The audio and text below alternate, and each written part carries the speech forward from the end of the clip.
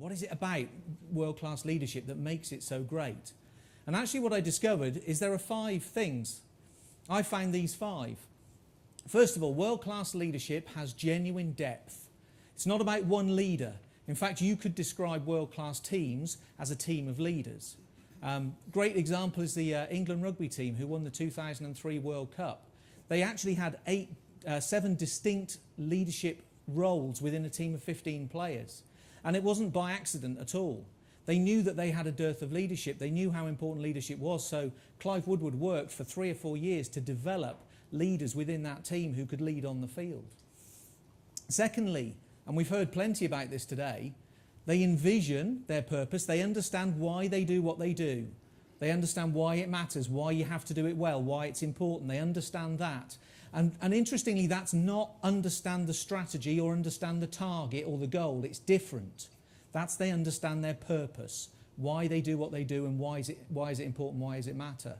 So they understand that and they then go and live it and breathe it, which is also really difficult sometimes, especially if you're in those situations, as some of our speakers have described, where the wind is howling around you, where it's minus however many degrees it is.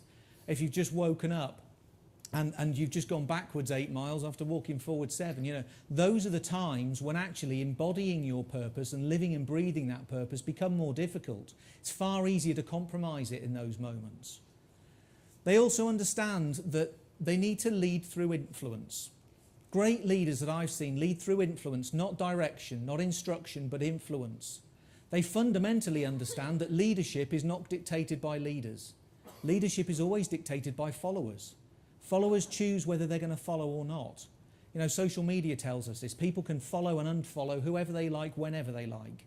And it honestly doesn't matter what it says on your organisational chart. Emotionally, people choose to follow you or not. They enable each other to perform better. They enable the people around them to perform better. They enable the people around them to deliver their best possible performance.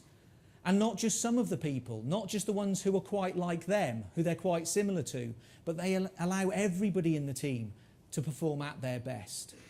Sounds simple, but it's incredibly rare. I'm sure you've been part of teams where leaders maybe haven't got the best out of everybody in their team. So it's a simple quality, but it's incredibly rare. And finally, they make great decisions. Great leadership consistently makes great decisions. Fundamentally because it understands how to make great decisions, that there's a process to it. You know, it doesn't happen by chance. Justin very aptly helped us to understand during his last session that there's a process, a thought process that goes behind great decision making. One of the things I've also noticed, the great leaders that I've seen very rarely provide the answer.